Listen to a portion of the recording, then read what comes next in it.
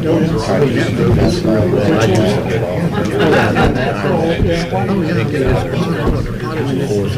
need to find out what name this is, because this street needs help. Fall Street, yeah.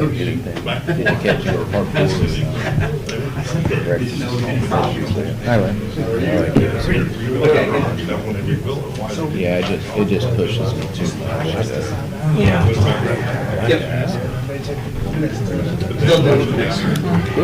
It's more different. Very good.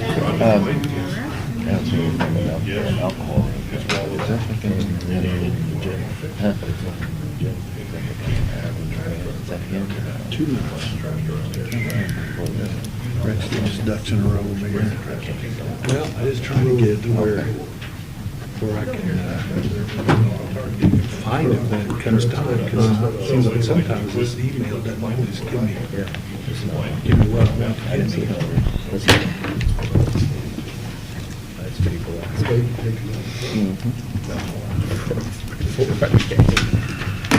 They were just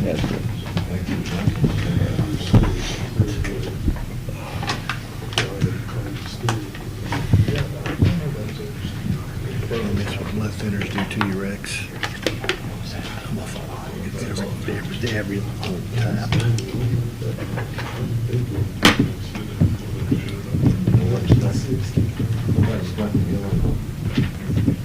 Oh, what's this? Something you're already voting on, right? Yeah, just need your signature. Okay, all rise, we'll call the meeting to order. Mr. Hancock, will you lead the pledge, please? I pledge allegiance to the flag of the United States of America, to the republic for which it stands, one nation, under God, indivisible, with liberty and justice for all. Mr. Walton, would you lead us in prayer, please? Father, we come to you this evening to ask for your guidance. Watch over us as a city, as a community. Watch over our council, our administration. Watch over our citizens. We have a really good community here, Father, as you know. Guide us tonight, and we ask this in your Son's name, our Lord and Savior, Jesus Christ. Amen. Roll call vote. All right, good evening. Mike Duffy. Present. Jeff Hancock. Present. Jerry Walton. Yeah. Aaron Dickens. Here. Mark Hober. Here. Lynn Purdue. Here. Rex Peckinpah. Here. Do I hear a motion concerning the minutes?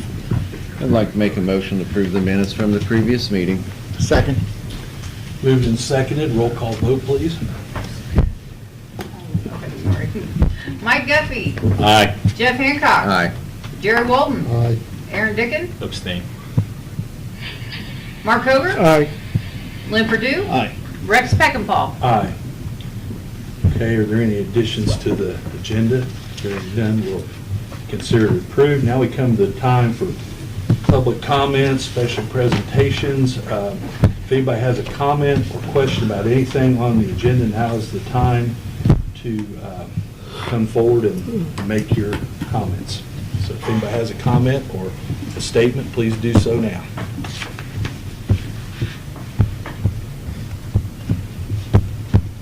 Questions about the zoning at 20th and Washington?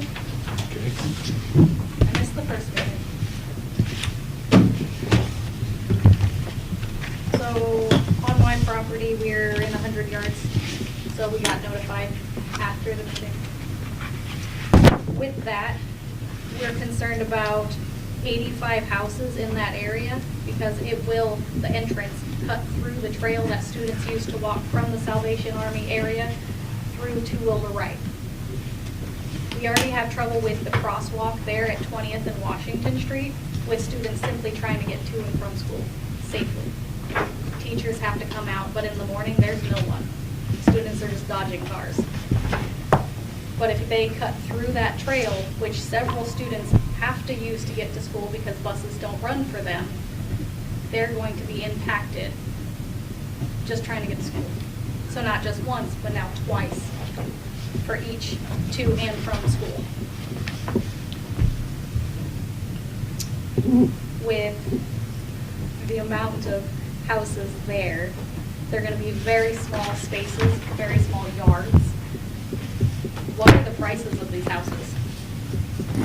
Does anybody know? It wasn't included. Go ahead. Anywhere from 275 to 325. Do the kids have a path when there's corn and beans there? They walk through the cornfield? There's a concrete trail there, Yeah, we pay for that. We pay for that sidewalk to put in there, but yeah. that's what they use. Well, The then, entrance is supposed to cut through that trail. there'll be a road there, but there'll be a crossing just like there is at 20th Street, but that's a sidewalk, not a trail. And yeah, we connected that to connect Wilbright School with the park. I mean, it goes all the way out, the walking trail around past the softball diamonds, and hopefully someday the next version is it already goes down Hillsborough a ways. I don't know exactly how far, but It's a decent trail, it's very nice. They'd like to connect I it think with the her, right trail. yeah. I think her concern is, we have students going across from the Fitzgerald Trail to the school. We don't have no crossing guard there. If another road is implemented into this property, we've created another crossing Correct. for that no kids is crossing going guard. to go across to. And I understand that totally, and because council did something years ago and didn't think about some things also. And I won't state what it is because sometimes it brings up, it hits nerves, but that's what you're saying, right? Correct, it's a safety That's what I concern for the understand. students. Okay. But does the trail get cut? It will. They'll have to if they cut a road off of Washington It'll Street. be a entrance. There'll be two No other way. entrances. Only two entrances. One off of of 20th Washington and one off 20th. Washington. Okay, okay. I see. But it will meet state road requirements. I'm sure, yeah. Could we get your name and address, please? Yes, it's Caitlin Acosta.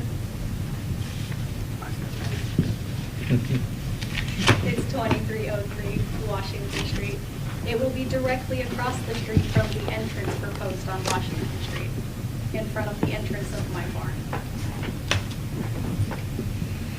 Which I'm sure is why people assume I am here, but not entirely. Did you say there's not currently a crossing guard Correct. at, There has not been. There was one for part of the year last year. Very lovely lady.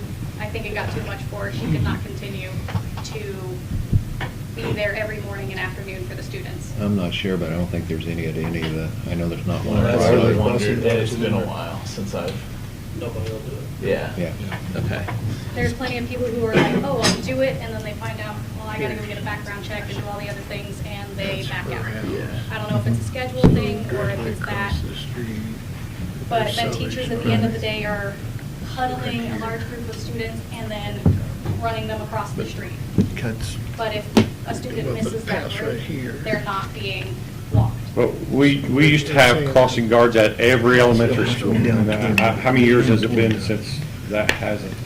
See, they need to make the entrance down to here. Yeah. There's a protected And marsh area right there. If I, and it's, again, it's been a while since Yeah, I it's was gotta go all the way teaching, down. but the crossing guards that were hired, I mean, through NCPD, I think, and maybe we talked to the school They board can't and the go through schools to the see protected marsh. what solutions there are, but those were just at the intersections directly adjacent, I think, to school property, where, you know, your kids at Eastwood are crossing several roads and intersections before they get to there. Yeah, so I don't think that'd be totally abnormal with the road that would cut the Fitzgerald Trail to Washington Street, but again, there should be a crossing guard at that intersection. So the proposed entrance that she's talking about, I looked it up, and there's no way to move it closer to Salvation Army, yeah. Well, I think the the Corps of Engineers are probably gonna have something to say about. There's a wetland there. Yeah, the They can't go through a And when it rains wetland. very heavy, that water pools across Washington Street to about center of the road till it dissipates back. So they're gonna have to do something about that as Yeah. well. Well, that might be, There's a line that underneath the particular road. problem might get solved when they do their work there. Should. So. Yeah, you know, it should help that, actually. But they can't, I would not think they would be allowed to put an entrance through the area that is designated by the environmental people as, Can't go through there, they got it marked if it's before. as a that. wetland. You can't disturb those. It's We couldn't, before that's why the wetland. trail goes out like that, because you can't Yeah. disturb the wetlands. My first choice was for that sidewalk just to hug the road the whole way. But there's a wetlands, there, a protected wetlands there, and that's why it Yes. meanders So we're up. gonna have two entrances to this, One on 20th. One on 20th. Is there a reason for two? Why don't we just do the one on 20th and close the one on Washington Street? That would solve everybody. two entrances. Again, why don't we close? Code. What's a code? I mean, I think there might be a better alternative somewhere. Just put two side by side. One in, one out. I mean, you're, Have we checked with the? I don't know, I engineers? don't know. I didn't know anything that it would bother. If- About the There's- wetlands, have we- Yes. Yeah, we've done full wetland evaluation and study on property. Do we have any paperwork showing that? What the study was done? If there was an issue with crossing guards, Rex, you probably remember good old days, we had to go out and work bus duty. Well, you know what, you can always close that entrance during before and after school. I mean, put a gate up. I mean, Schools- they come Well, out. and I'm not being, I'm not trying to be non-sympathetic for your situation, No. but the situation's no different for any child that's lives off of Main Street on Southview Drive or Every Hinsdale. school's affected. You know, every school has that same situation where kids are gonna have to go across. And the outlet to a housing development may be less traveled than across a busy, like Boylston Street. Should be. 20, should be. You know, so I mean, I mean, they but, shouldn't encounter zero cars. I mean, if they do, it's just maybe gonna be one, but. yeah. But it's a shame that people won't take the jobs as crossing guards, but nothing we can do about that. And they've almost doubled the amount of students coming in because of the trailer park there. They've added more houses. Obviously, they have more children. They are now crossing over. You add 85 houses in. each Well, house eventually, house has- with more kids, they're gonna redistrict that school and they're gonna move some of those kids to Other areas. other schools and stuff, you know, that are closer Well, probably to where we'll they probably be are. voucher schools by then, so. Yeah. we'll have it. With what's going on with Senate Bill 1, there probably will be another elementary school closed in Newcastle that will change classroom sizes that we have absolutely no control over. Are the schools Unfortunately. going to be able to handle that influx of kids? State legislature doesn't care. Because that affects everybody's education at that point. They don't care. It's obvious. When you look at the legislation they pass for vouchers and everything else, it's obvious they do not care about education in the end. It's obvious by a lot of our scores as well. It's a shame. That is a shame. Yes. And when it comes to, just say, economics of Newcastle, 275 house and higher, most people in Newcastle can't afford that. We don't have jobs here that We've got, justify that. we have jobs in Newcastle that the employers are hunting for people to work, and we don't have enough housing for people to buy in Newcastle. You talk to any of the realtors, and they need product to sell. Yeah, I think there's a misconception of where our residents come from. I've remodeled and sell homes, and the last 3 homes I've sold, none of them lived in Newcastle. They all And work out of I'm town. not from Newcastle. Yeah, I mean, they We all, moved here, yeah, right. So, and a lot of the people that work out of town, so. but I don't work here because there are no jobs for me here. Well, I'm just saying, as far as the housing goes, you know, if we're talking about the incomes in Newcastle, it doesn't really hold true to what we can afford, you know, because people are working out of town to live here, which is Cool. great. Corey, are there some statistics that you can give us from the housing study that you had done? I would, with the permission of the council, I would defer to the developers and have them give an overview of the project. Sure. Yeah, we'll do that. Because there's Sure, definitely a lot of please. questions I think people have in regards to 85 houses on a property.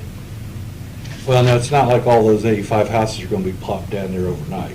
No, of course. It's going to be a very slow process. But to that's also a put hope them all that in it there. fizzles out at phase one because people aren't buying the houses. But does that solve the safety concern of them cutting through the trail? You know, there were 12 new homes built in, what's that, across the Northfield? Castle Point. Castle Point. Yeah. All 12 of them were sold before they were finished. Are they continuing that development there? I know they started at the Y but haven't finished. Well, that's up to that individual that owns that property. We can't control that. We have no. I think the Y builds it, but somebody wants that developer, so. Is that the case here? Um, The lot gets sold, the house gets built? I don't know. We'll probably ask these guys to speak when you're finished. If you have any other questions? Is there an opportunity to make the houses, in theory, more affordable or less of them in that area? Because it can very much overpopulate the area. That's something these gentlemen can answer in their presentation. And So I take Kate, that question. one of the other things we have to consider is that within city limits, there are not that many places that we have available Yes, to do a development like this. and I do And understand that's one of that. the needs from the housing survey that came out. There is a need. You know, Columbus, Ohio is coming this way. Indianapolis, Indiana's coming this way. Unfortunately. And we're trying to get ahead of the game on that. That's one of the other things. Because these And it's houses are gonna have very fantastic when high people like you come, insurance. it's fantastic that you come in here and talk to us about it. You know, I live in that ward That's the too. first couple. And, you know, we got real excited. Jimmy was a big push behind the trail, along with Rex. I don't think Jimmy was notified about this development. He lives He right said the there. trail. that But was- even the development. The sidewalk that was put in. Yeah. And I think the trail is very helpful when it comes to kids getting back and forth. I think Just your- questions I think your on- concerns are veritable, just for the record. It's just, insurance on those homes are gonna be really bad. If one catches fire, several are gonna go up in flames. It's gonna attract crime, it's gonna attract who knows what. You put that many people in a small area. I don't want to ruin the education of all the students in the area because the teachers can't handle a household with 2 to 5 children and you put 85 houses there. And that is all the concern is. What community do you work in? Or you don't work in Newcastle, said you work out of? what- I am a nuclear medicine technologist. I get to work in Newcastle once a week when the mobile truck comes here for cancer patients. But unfortunately, So you they're- work in a lot of different communities. Correct. So I go to Lafayette, I go to Indianapolis, I go to Indiana, or Indianapolis, Logansport. We're all over. Because there's 2 positions at the hospital for what I do. But even with that being said, I can't afford a 275 or greater home. So I have concerns on that. It's hard for there to be any new home project built Your home might be worth 250. $275 when they start building these. or more. And it may not, looking at all of them. It might. This will increase the value of the properties around it, without a If doubt. houses are maintained. With brand new houses, I would think that they would be maintained as well as any other houses in Newcastle. I would hope so. Then I I guess the only last question I have is if they do decide to put this huge development there and they put a stoplight or block off the trail for students to go back and forth, will they also put a line of trees on the back side of that trail to block off noise pollution from the new neighborhood? They've already planted about 30 trees in there. The that middle one. They grow. They grow. They get big. That's how they start But out. they are on the front and they're part of the trail. They don't go to the length of the trail. But if you were to put like larger privacy trees there, it would also prevent students walking right next to someone's backyard. And then you know what the next phone call I would get would be? Is people are hiding behind the trees and jumping out and scaring little kids, so. We actually heard that, is visibility protection for people walking the trail. What Let's they- quit calling that a trail. It's a sidewalk. It's a sidewalk, sorry. From the school to the park. It gets on out farther, we can call it a trail, but right there, we tried to create a sidewalk for the school. Safety for the kids to get to school. Okay. Well, thank you very much. And we'll have these guys come. Is there anybody else would like to speak to this before we move on to the presentation? Come on up, Mr. Kidd.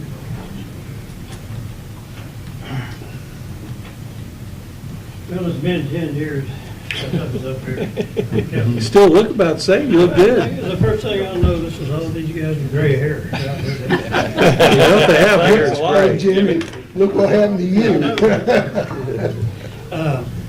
I'm not here to speak for or against the housing, but I'm here to ask the question, why didn't I and some of the other neighbors get notified? We had no idea. If you don't come to the meetings, which you should, you don't check the paper, I had no idea this has went through two different readings already. So, anybody got an answer for that? I thought that they were sent out to all the property that connected. I don't know what the timing was, but I thought that There is they no were. property connected to it. This It is, is on the north side? If they didn't get it. well, I'm across the street. There's three houses If they didn't and a get church it until. that we're across the street on Washington. Did you say table it? But I think Yeah, that's we supposed need to to not to delay be it. notified. I mean, That's my opinion on it. if that's. Did you finally get a packet in the mail about I it? didn't. I had to go talk to one neighbor that had it. I still haven't saw it, but I haven't got a packet on any of that. Okay, this has already went through the zoning board, right? I mean, this is the zone committee, and then it's passed on to us. So I thought that everybody got informed about So it. I whose did- responsibility was it, Joel, to send the letters? It's the planning department. Okay, who's the president of that? They determine it by what's in the city code. So you'd have to ask Janet, probably. She's the one who determines who So, gets the notice. so when did you guys get your letters, Jimmy? I didn't get a letter, but some of the neighbors that I talked to over in the new addition, I forget what you call it. Castle Point. Castle Point. They got them. And then one of my neighbors on the Washington Street, third house down, he got one. But it Yeah, didn't tell the me. zoning code sets out who's an interested party, and I think all those parties that are defined as interested parties, by state law, you don't have to send out individual notices. If our zoning code said, for instance, we could put a sign up in the city building that says it's going to be a rezoning hearing on this date, that would be sufficient. I remember that, but. So I think- it defines who are interested parties and entitled to individual notice as opposed to notice published in the paper. And I think we probably have to check with Janet as to who those individuals were, but If I was betting, I'd put my money on Janet, that everybody that. Yeah, I got a feeling everybody was supposed to get one. I can say in my experience, she shoots with a wider brush than what you have to Yeah, shoot. I mean, I typically. mean, I'm just asking. Yeah. We all thought of that, I'd said that. Yeah. Well, that is my concern, my main concern, and I would like for somebody, probably Greg, to describe to me what this is all about, for sure. What are we doing here on these ordinances? They're just passing where they're going to subsection everything, right? Well, That's- Jimmy, these guys right here, and as soon as we get to the end of everybody's comments, I'm going to ask them to come they're the guys that want to develop that property. Yeah. So, Well, I can't say, I'm not here to say whether I'm for or against it. With my past positions, I can't hardly be against it, but my feeling says I can't be for it. I guess that's pretty well. I'll answer your question before we get to them. We have a huge need in Newcastle for housing. Yeah. We have jobs in town that need management, that need laborers. And if you pick the whole state of Indiana and you find an elementary school and find a park with a sidewalk running in between them, and then you have a hospital a block away, there are not very many neighborhoods that have the amenities that this neighborhood offers for housing, for people to raise families in, to use the park, to use the hospital, to go to elementary school.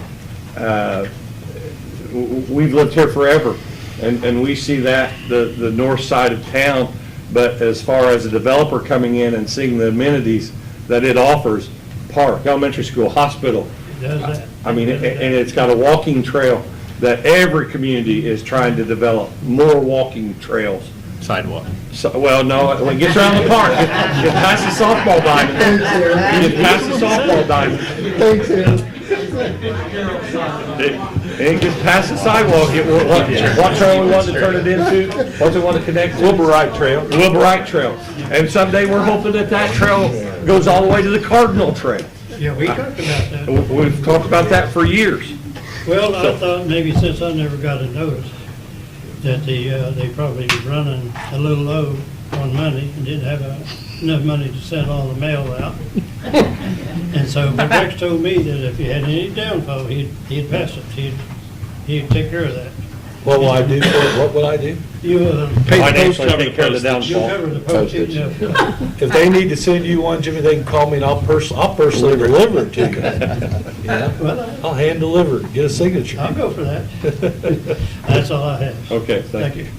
Did you have something you want to Yeah, I say? had a few questions. Come ahead. Is eminent domain being used to build this housing project? Eminent domain for water for what? Salvation Army. Where does No, the Salvation? no. What? Okay, I read an article that said if this housing is built, that the Salvation Army will, moving forward, will never have space to build onto their building. And I just hate to see anything, that's not true. No. Where did you read that at? Where did you? Either, I thought I read it in the official notice about the zoning being changed. No, they own a long distance west from their building, and they own all the way back to the fence line back there. If they outgrew that property, we would have one of the largest Salvation Armies in the state of Indiana. Well, that was my only concern. I just didn't want to see the Salvation Army be affected as far as their ability to continue. No, this. Well, anyway, when I wouldn't read affect- it, it came across and it's like, are they using eminent domain on this?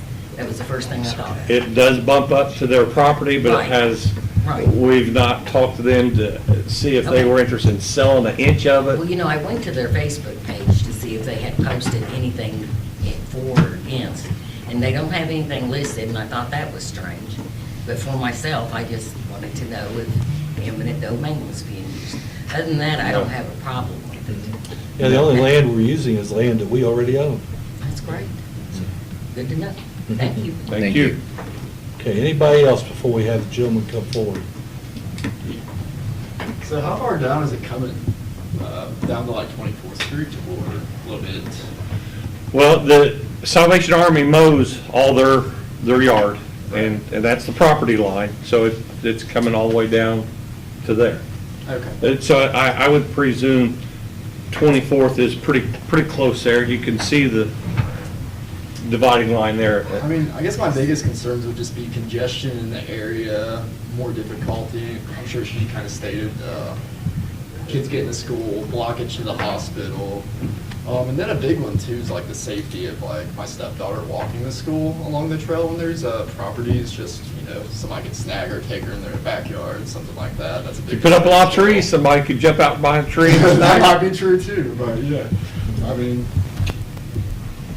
so I guess, just overall, I'll say against it, but I don't really have any questions at this time, so. But we appreciate everybody's comments, but this truly is focused for the growth of our community. I mean, I worry a little bit about noise pollution and stuff in the area as well. She kind of mentioned that too, so.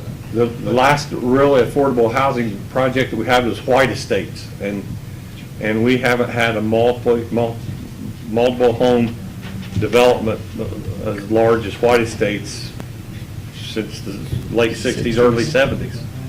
And I mean, Indianapolis is coming this way. Dayton, Ohio is coming this way. You drive past Greenfield and you see hundreds of houses going up that you can barely mow between. This is my opinion. We usually hire anywhere from 17 to 25 new teachers a year, from elementary to K-1 to 12. We have teachers and we have principals retiring. Neither one of them wants 5 acres anymore. They want to get off work. They want to go to the YMCA and work out. They want to put on their spandex. They don't want to mow. They don't want to shovel snow. And so you've got the retirees the retirees don't want to shovel snow or mow, and the younger individuals and the younger couples don't want a lot of yard to take care of anymore. So we have two ends of the spectrum that this will help cater to. So where's the proposed entrance on Washington Street? Just past the school a little bit, just So not fully just on north of the. I-24, but kind of like No. in the middle between the schools. Oh, on Washington Street, it would be west of 24th Street, but the one on 20th Street is just Gotcha. north of the school a little bit. Okay, cool. Well, I appreciate the time today. Thank you. Thank you. Anybody else? Before we have, Mr. Murphy, you want to say something? I'm going to introduce him. Oh, go ahead, please. I also wanted to answer your question in terms of stats. Okay. Corey Murphy with the Newcastle Henry County Economic Development Corporation. And in an effort to make the most sound decisions possible, my organization hired KSM to do a housing study. And so the housing gap for the price range between $100,000 and $299,000 is 1,815. So we have a gap in our county of about 1,800 units within that price range. Within the price range of 300,000 or more, there is a gap of 2,722. Now, this gap didn't occur overnight, and therefore meeting the gap or filling the gap isn't going to happen overnight as well. So this proposed development is 85 homes over a number of years, approximately 5 years. My friend Scott from DC Develop, along with Josh from DC Develop, they'll correct that in terms of the number of years, but it is not 85 homes in year one. It's 10 to 15 homes the first year, and so on and so forth. We have been working on this for 2 years. Through the City Redevelopment Commission, we funded some engineering, and we put together a grant application to the state, and we received some funding. Well, we've been allocated some funding. It's called READY, so IEDC READY. And then the city put this in a residential tax increment finance district, which has been before this body. We've held public hearings on it. What that allows is the taxes to be captured from the new homes. A bond is issued. Only the taxes from those new homes are pledged towards that bond. No other taxes are pledged towards the bonds. It's actually their guarantee are the two sources of payment. to install the public infrastructure, plus the grant money. Why? Because we need housing. We need housing in our community.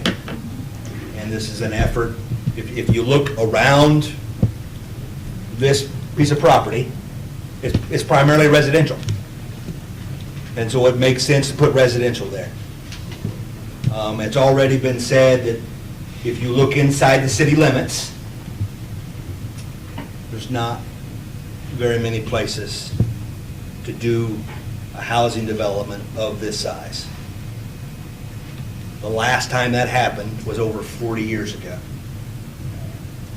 And so this is very important to the long-term prosperity of the city and our county, because the city's in the county. So I'd like to introduce Scott from DC Development. Good evening. Good evening. Thank you, Corey. My name is Scott Adams. I'm the Director of Real Estate for DC Development. We've been working with the city now for over a year. Corey, much longer. We're very excited, first of all, to be working with a first-class community. I know that firsthand, having refereed several games at the high school, and it was an absolute honor for me to referee a game at the Newcastle Fieldhouse. That means we didn't boo him out of the stadium, I guess. And I worked in a lot of really great gyms in my refereeing career, but none can top Newcastle. Thank you. I've been developing subdivisions in various capacities in public and private sectors for probably most of my career, which is now approaching probably 30 years. I've worked in 3 different states and dozens of communities, small projects, large projects alike. I've never had the opportunity to work in Newcastle. I've never had the opportunity to work with Corey or with the primary funding mechanism that's generating or pushing this project forward. Our view of this, and we had dinner before the meeting, is that this could be a once-in-a-lifetime opportunity for Newcastle. It's also a once-in-a-lifetime opportunity for many other communities around the state who are also dependent upon the same funding for developments just like this project.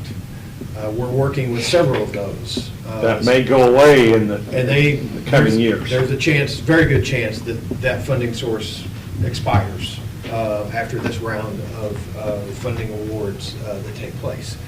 So I couch my comments here with, which I'll answer some of the questions here with a little bit of background about that and the unique opportunity that you find yourselves in to take advantage of that funding, because it truly could be one shot. So as we moved into planning for this project, the city is the current owner. The Board of Public Works, by deed, is the owner of the property and has been since 1975. So I can appreciate those who may have lived in the area near or adjoining this farm field for that period of time or even longer, and they appreciate the fact that there aren't any cars and there aren't any rooftops and there aren't any kids, and they're looking at corn stalks or soybeans. I get it. I understand it, and I appreciate that. However, there's an opportunity for this community to take advantage of the fact that it owns 24 acres at this really great location.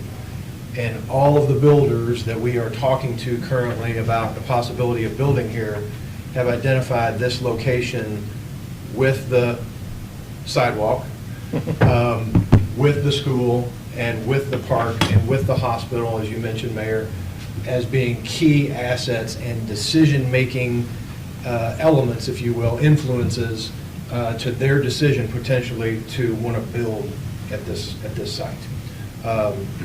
All of the variables are in play: funding, planning, community support, builder interest, market potential. There is a significant amount of pent-up demand in the market for new housing in Newcastle. The builders are doing their own data analysis. We've done ours, as Corey mentioned. There's a large gap in the housing need for housing here, And this project checks nearly every box we can find to check. So it's a really great opportunity for Newcastle, and we're really excited to be part of it. With respect to some of the specifics that were questions or the issues raised, first and foremost, the issue before you tonight on the agenda is third reading for the rezoning of the property. We were at the Plan Commission last month and asked for a primary plat or subdivision approval, which was contingent upon your vote to approve a zone change. And that zone change goes from the existing designation of R1 to what we're asking for, which is R2. The difference is very small in our minds. The current R1 standard is a 60-foot wide lot by 120 feet deep, 7,200 square feet. That's the current criteria. We're asking for lots that are 55 by 110. So we're talking about 5 feet narrower and 10 feet shallower. That request stems from a variety of different factors. Number one, the dimensions of the site, which are not readily apparent to a layman just looking at this large rectangle, but when you begin to lay it out with all the streets and the easements and the building setbacks and the requirements of the city's zoning code, you end up with some really inefficient uses of the area of the property when you apply a 60 by 120 template down on the property. So as we moved the lines on the page, the dimensions of 55 by 110 came into view as the most efficient way to utilize the space upon the property when we accounted for all of the other factors in the design process for the subdivision. A big factor there is drainage. There's questions about drainage. On the plat in front of me, and I don't know, has everybody seen this? Seen it. Okay, I thought most of you had at some point. While it's difficult in a black and white line drawing to see all of the specifics, the storm drainage system that is designed on this property sends all of the water into a detention pond. All of it. So it all moves to a detention pond. It's held there for a period of time before it's released from the site into a pipe underneath 20th Street. The city, our engineer is in the process of calculating the flow of that water. Your engineer, the city's engineer, consulting engineer with United Consulting, will also evaluate that drainage system and determine that it is acceptable, or if it's not, we assume that they will make it acceptable at some point. And if they don't, we can make adjustments to pipe sizes, outlet sizes, depth and width of various structures within that storm sewer system to ensure that we accommodate all of that stormwater. Yes? Just a quick question. Sure. The retention pond behind Jimmy's house, that flows into that pipe on 20th Street. But 20th Street down past the hospital, we've just put a brand new lift station down there that pumps into. Your So- retention pond runs into that same pond. Yeah, I knew that. So we have to model our discharge. So we have to accept water from others. We generate our own water. So we take into account all of that water and into the sizing of our system and how to handle it and discharge it appropriately, so that we don't flood somebody out downstream. Okay? That's what the city code is required. Sir, the pipes that come from Washington Street, from the cornfield, come through my property. Before it gets to the pond behind Jimmy's house, they come through my property underneath into a makeshift creek that when we had those huge storms a few months back, a month ago, flooding my whole that side of my yard. Because it's not, it ends, the pipes ends right on my property, and then it kind of makeshift, obviously water follows the least resistant, which it made another pond before it got to the other pond. And in 5 years I lived there, it's never happened until we got that much gush of water all at once. So that was my concern, flooding through my property, because that's piped back from your property to my property, all that water. So the city's code does not allow us to generate or discharge water that's greater than the current farm field today. So our post-development discharge cannot exceed our pre-development discharge. So therefore, we're capturing all of the rooftops, all the impervious surface that we add to the site. We capture that water and hold it in a detention pond and release it at a controlled rate. Question I have. Yes. Do we have an ordinance about fencing around detention pond? Will they be fencing around the detention pond? I've seen. There is no ordinance about that. It won't be fenced. It's actually designed to be a dry detention basin. But how So the deep do only you time- think? The only time there'll be water in it is during a rain event. Any idea how much? It depends on how much it rains. I know Go to that. Spiceland Pike. Yeah. It's And probably 200. about, I'm gonna say 5-6 feet, probably 6 feet. They'll only be there basically when it's raining. Yes. I mean, Hard rain. But you only have goes out. one child, one accident, don't matter what. Well, you can climb a fence. Well, you know, Yeah. they're driving cars into detention ponds in That's what I'm Indianapolis saying, every yeah. other weekend. Yeah. You know, Yeah. The detention pond at Castle Point doesn't have a fence. Don't have fencing. It's full of water. Yeah, is it? Yes. Something you might want to consider down the road. It only takes one time, a 2-year-old, well, you know. you I know. There could be a 2-year-old at Baker Park that we have swampy areas at Baker Park I know. that flood. It only takes one time, though. I just want to let the record show. There's a question about public notice. In working with Janet, who was absolutely great, walking me through the process here in Newcastle, we generated the list of adjoining property owners. She confirmed that list. We mailed all of the notices via certified mail. She confirmed that mailing was accurate.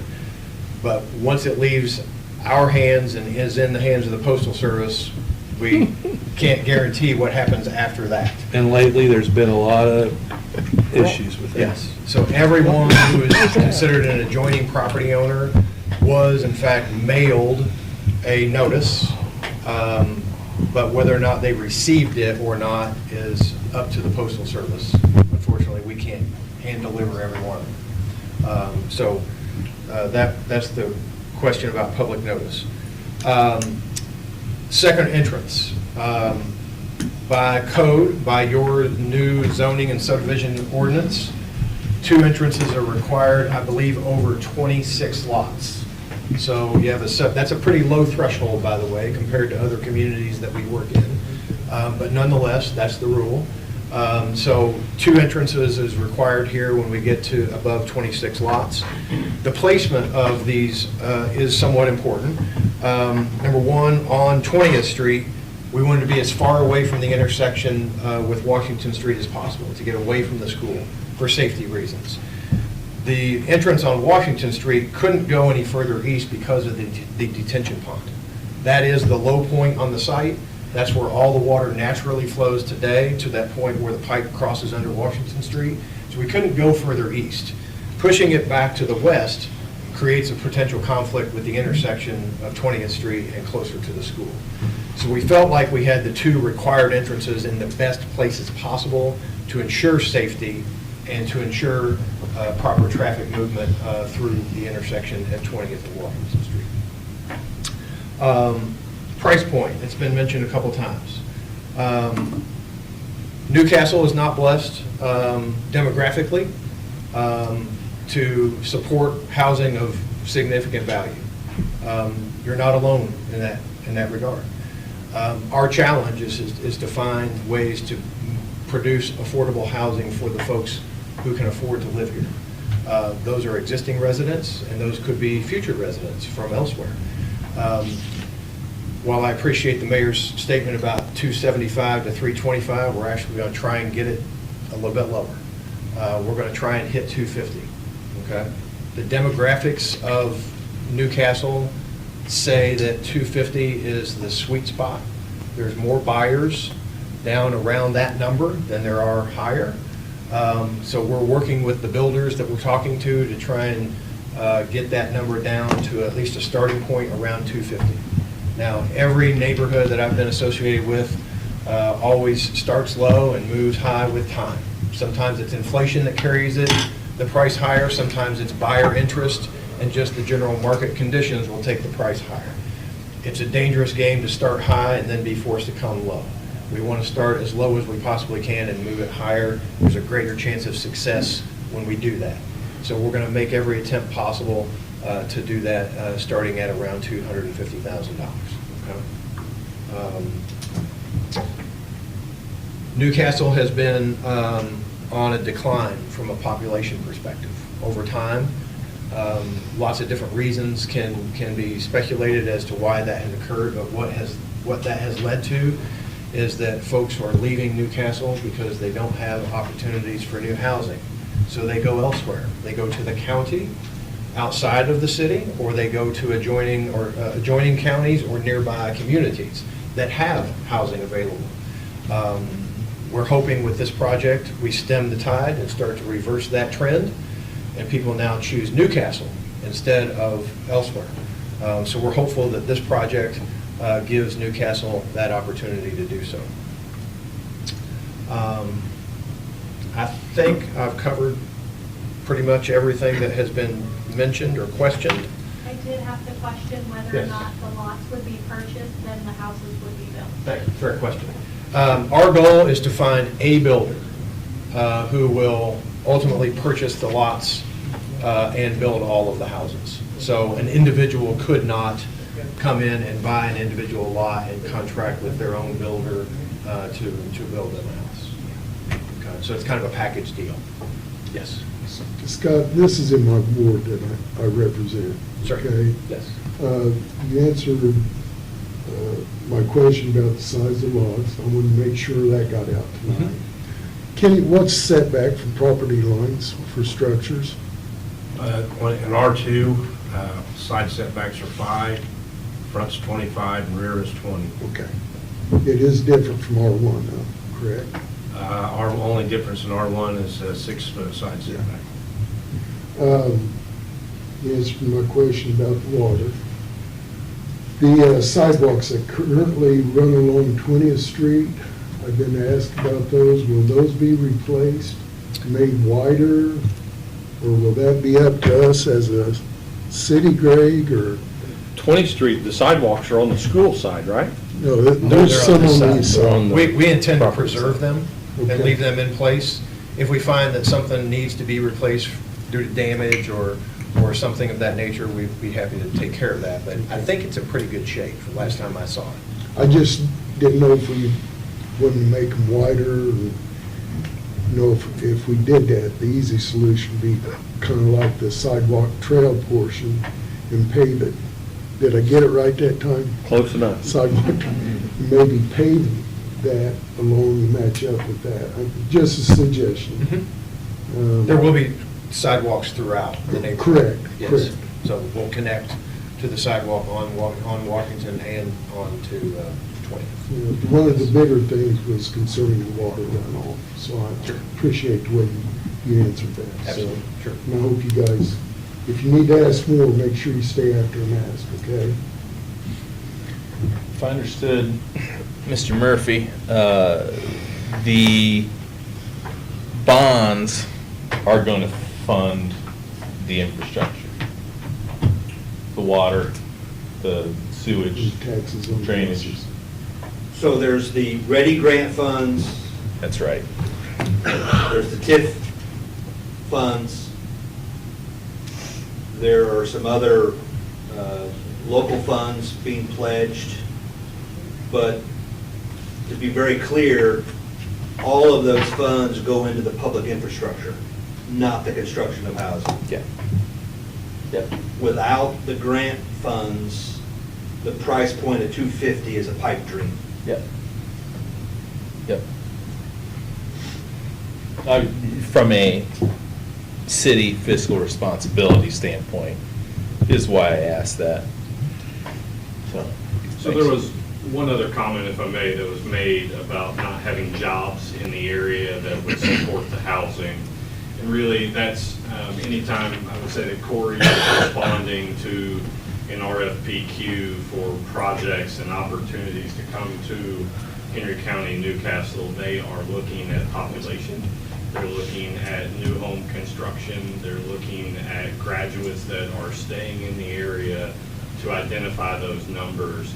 So the effort that you all are making as a city to support and promote changing that curve of population decline is in fact part of helping to support bringing jobs, industry, and opportunities back to Newcastle. So it may just sound like it's housing, but the question always comes, which is first, chicken or the egg? And they really come together. When you show that you have housing growth going, industry starts to take a look. In most every community, we're doing this across the state of Indiana, you see that housing and jobs come together. It's not just about houses, it's about the opportunity to support the industry that can return to your community. Yes. So what jobs are coming to Newcastle at this time that will pay a gross monthly income of almost $8,600 a month? You may have misunderstood me because I did not say there was a new job coming other than the construction of homes. I said that one brings the other and it allows the opportunity for one to support the other. Corey, are you able to say when you respond to RFPQs, you have to respond number of residents that are able, working age, and things of that sort? You have to have that information to be able to respond as a community. Sure. I think also, I mean, I've heard last handful of years that Newcastle is a good sleeper community where, you know, they may not work here, but they want to live here because of the community we have and the assets we have. So I just want to make sure that's not forgotten either. All right. I've traveled to 2 or 3 times to projects that they have built and taken Dave Barker with me, that is a lifelong home builder in Newcastle, from every price point home that there is to build. And he raised his eyebrows. I assure you, the homes that they build will raise the property value of every house around the neighborhood, the whole north side of town. They're beautiful homes, and it will increase property values in Newcastle, especially in that neighborhood. I think I do that. This might be one more Corey question. In terms of a timeline, I mean, you mentioned ready, and that's the only reason I'm asking about a timeline, is because I know that there's constraints there. I mean, Pun intended, we want to be ready to break ground by July of this year. And this step is an important step to meet that time frame. So let me take that one step further. Yeah. Because there will be another question based on that. If we get started in July, our hope is that we can put the first 27 lots on the ground still in this calendar year. Now, that's just the infrastructure to serve 27 lots. Then home construction starts on those 27 lots in early 2026. Okay? And then we'll keep working. As long as there's ready funds available, we'll put the Section 2 lots down and then potentially the Section 3 lots down. So at the end, when we're finished, we'll have 85 lots on the ground. But our hope is that if ready comes through, like we're all hoping it will, we'll get started in July. Well, I've been told from every level from the state that there will not be a Ready 3. So for us to think that in the future that there's going to be a Ready 3 that we can apply for, that's not going to happen. So this is our last second shot. So saying that, Scott, these aren't going to be spread out through the development, they'll be adjacent to one another? Yes, Way by you say- section. So are you moving from west to east or east to west? Be west to east. Yes. Okay, we really appreciate you coming, and Sure. Thank you. We'll move on to our committee reports then. Mr. Guffey? Oh, just the properties that the city owns that we've sold, where we at on collecting the revenue from that? It's been given to their lawyer, and I've been told that it's going to be paper signed and check delivered very soon. So on all properties? No, just, we've got one more Are sold. you talking that land bank? We sold the one to Not land bank. Mr. Crow, right? We sold Yep. the one. Then we These sold are the one, that. yeah, and then we sold the Barry Wyland farm. Now, we got Yes. Mary Wyland sold, and that's the only one that we have sold, the other one that we have sold this time, and it's at their lawyers, and it's agreed on and should happen real soon. Okay, thank you. Yep. That's all. Okay, Mr. Hancock? Jimmy, it's good to see you. It's good seeing you, serving with you on council and all that. Rex, congratulations. You deserve it. It seems only like yesterday I was in your class, so, you know. You were one of his It's there's no way that could be. I think you graduated a year before I did. That's all, yeah. Well, you Well, you really wanted it? No. No, you weren't. I was. If I was, he's 6 or 7 years old if I, Oh, Lord. Mr. Walden? I just want to say congratulations, Rex. That was a neat ceremony that we had yesterday and very well deserved. That's all I have. Mr. Dickin? Just I'll tack on congratulations. I actually did have Mr. Peckinpah, and I think I did see you stand up and teach one class. So I'm glad they brought that up yesterday. I just wish that I knew that your hair condition was something I was going to catch being in your class. That's all. Mr. Coder? Obviously, congratulations. I just wish I had 6 other teachers like you in junior high. It was dynamic, wasn't it? Yeah, my mom and dad would have a lot more. Because you had candy on the desk all the time, that's why. Mr. Perdue? I got nothing. Man, thanks, Lynn. You've gotten plenty. I did appreciate, the council and the mayor doing the ceremony and everything. It was wonderful and much appreciated, Your Honor. And I don't really have anything to add. Okay. Chief, you have anything? No. Chief? No. Chief? Ken, Deb? Mike? I don't have anything else. Ash? Kendra? Doug? No, sir. Craig? No, sir. Lee? No, sir. Well, I have something, but I'll wait till the very, very end. It's about Road 3, so we'll go over it at the very end. So that's all we have. Okay, we'll move on to resolutions. We've got Resolution 05052025-1. We more or less decided this last meeting to authorize the use of $1,500 from Riverboat money for the Cool Climate Fest. I move we pass that resolution. I'll second that motion. Moved and seconded, roll call vote. Mike Guffey. Aye. Jeff Hancock. Aye. Jerry Walden. Aye. Aaron Dickens. Aye. Mark Koger. Aye. Lynn Perdue. Aye. Rex Peckinpah. Aye. Mr. Harvey, are we allowed to vote on 3949 tonight? That's the one on... Yes, because actually you guys can approve it as amended, then it goes back to the planning Okay, commission for right. further. So this is the one on semi-tractors, semi-trailers on the residential districts parking, 3949. I move we pass this on third reading. I'll second that motion. Moved and seconded, roll call vote. Mike Guffey. Aye. Jeff Hancock. Aye. Jerry Walden. Aye. Aaron Dickens. Aye. Mark Koger. Aye. Lynn Perdue. Aye. Rex Peckinpah. Aye.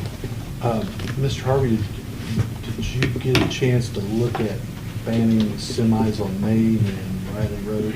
Riley They're Road, working on that? there's already an existing ordinance Okay. that does that, So so. we need to take care of Main Street as well? We probably do need to do Main Street, but there's an existing one on Riley Road. Speaking of that, do truck signs on Trojan Lane? Say that, what are you, Truck sign, no truck signs on Trojan Lane? Do we have those? There are no signs, and I know, what do you mean they never have? We've never had signs on Trojan. Well, we need them. So can we get those put up?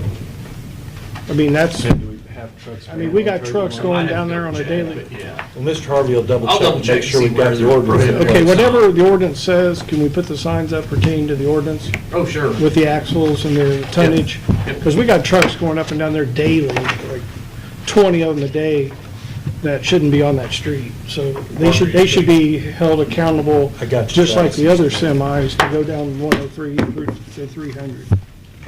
And stop using Parkview and Trojan Lane. Whatever Joel says that the signs are supposed to say, put them up. Please, both ways. Thanks. Okay, Travis, question? I'm just, for clarification, because Trojan Lane becomes Q Avenue and that feeds the industrial park. down on Troy Avenue, so Well, they would have to take the truck route to 300 South to 103 to Q Avenue, or the back way in. I mean, it's. But we need to find out from Mr. Harvey if that's Right. even. Yeah, if it's not on the books, then we'll look at something to put on the books, because we don't need semis and large semis going down Trojan Lane. It's no different than going through any school district or park. All it's doing is tearing our parks and our the roads. Yeah, no, you're not arguing. I'm just clarifying that I was shocked that they weren't up, or never have been up, I guess. So, and especially with all the construction on 3 that's going on now, our police officers have no teeth to give a ticket or anything with that. Okay, we'll move on to ordinance 3954, amending the zoning districts of the city of Newcastle, Washington Street, and North 20th Street from R1 to R2. I move we pass that on third reading. Second. Moved and seconded. Any further discussion? Just first of all, I thank everybody for coming. Do appreciate it. And speaking your mind, appreciate it. I didn't say a whole lot during it, but I travel a lot with my job, and every community that I go to struggles with this. They don't have a housing. I go into the factories that have been established for years, but they struggle with housing. And I know that it's not always a good thing, or might not, but if we're expected to do any growth whatsoever, or to retain some jobs, and get new jobs, we have to, because I see this everywhere I go, and that's even in bigger communities. In bigger communities, it's the same thing, but I do appreciate everybody coming and speaking your mind tonight, because that's what we want. That's what we want, really. I do think this is a necessity and all that, but I do recommend that fencing around the detention pond. I know a lot of them don't have it, but it only takes one accident, so let the record show I do recommend fencing around the detention pond. Okay, any other discussion? If not, roll call vote, please. Mike Guffey. Aye. Jeff Hancock. Aye. Jerry Walden. Aye. Aaron Dickens. Aye. Mark Koger. Aye. Lynn Purdue. Aye. Rex Beckenpaul. Aye. Passes on third reading. Now we go to first reading. This is restating and amending the federal schedule of fees for the Newcastle southbound cemetery and West Lawn addition. Now therefore be it ordained by the Common Council of the City of Newcastle, Indiana, that Chapter 91.01B of the City Code shall read as follows. 1, Chapter 90.01B, 1 shall read as follows. Gravesite charges and fees. A, each gravesite without a foundation, $800. B, each gravesite with a foundation, $1,000. C, a gravesite babyland, $125. And D, mausoleums, $5,200.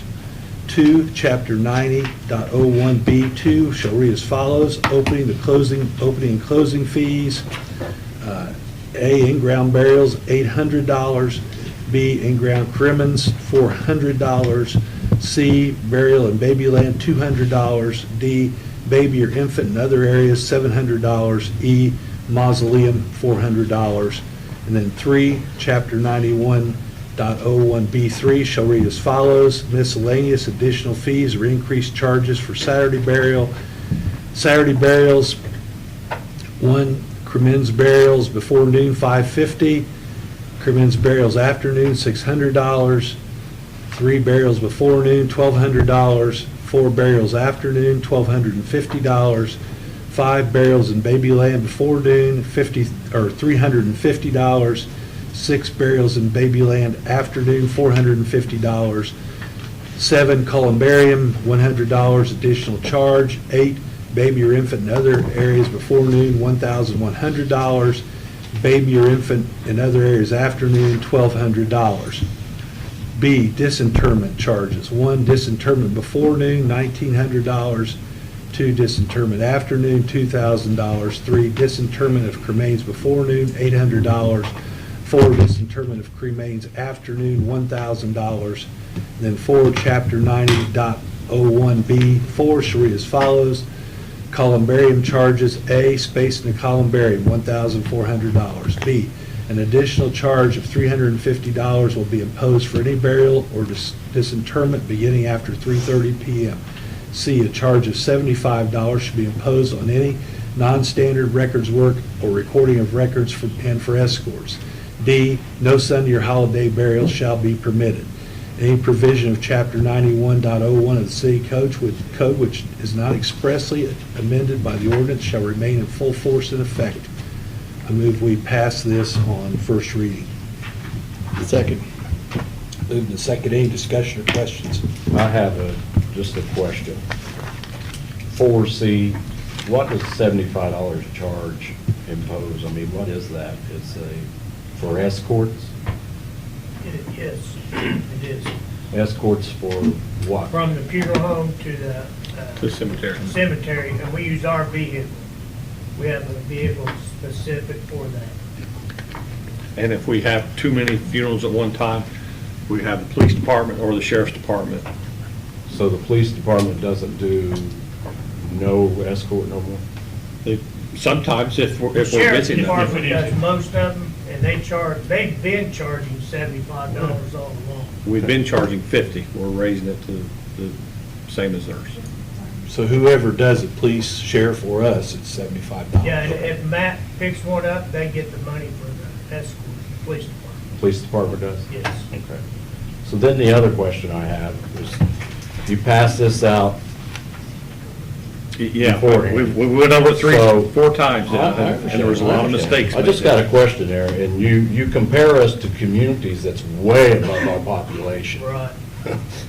So how are you comparing Newcastle to community, the least community on here is 8,000 more in population than we have, so I It's feel just like, surrounding communities that, we, kind of went on, but I don't feel like that we haven't had any increase in over 5 years. I understand that. I think a lot of it is, there's a lot of communities that don't own cemeteries. That's my next question I was gonna ask. So, I mean, Are we they- get are these into that. cemeteries city-owned that you listed? Yes. I mean, there's a fine line, so, great question. Yeah.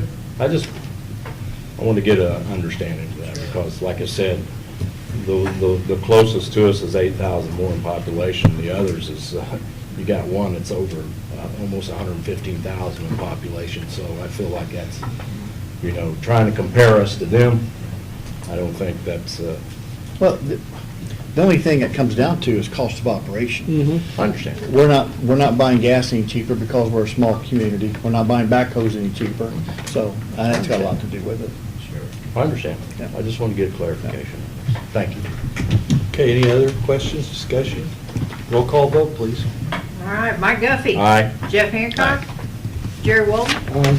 Aaron Dickens. Aye. Mark Koger. Aye. Glenn Purdue. Aye. Rex Peckinpah. Aye. That concludes our business, and so we'll, I got one other oh, wait a thing. minute. Yeah, Mayor, you go ahead. Got 4 a, minutes. Yeah, you timed it. hey, I missed 3 grandkids' ball games tonight, so. I hear you. Got a statement today on closure of Road 3. The road closure that totally closes at Hinsey Brown will be open, weather permits, this Saturday, May the 10th, totally open. So all 3 lanes at that area will be totally open. The other part of this release is as soon as they get done there, starting May 13th, they move to 3 and 38 and will reduce it down to 1 lane each way. So I kind of cringe a little bit. It's going to be 1 lane, Road 3 is going to be 1 lane from Trojan Lane to 3 and 38 for Memorial Day. We're going to have part of Broad Street closed down, going to have Main Street closed down for the parade. So it's going to be tight. It's going to be, there will be no patience in every intersection, but that's coming real soon. That's this coming Saturday, that the road will be open, and then the 13th, the following Tuesday, is when it's going to get shut down to 1 lane each way, from 3 and 38 to Trojan Lane. The construction will actually come to Parkside Drive or to the landing, but they start reducing the traffic down at Trojan Lane. So it's not going to be fun, it's not going to be easy. The class meeting has. Yes, What was the word from the Baptist church in opening up the gate? no. Yeah. So that's all I have, so that's coming real soon. Okay, so I'll declare the meeting adjourned. Meeting adjourned. Very good.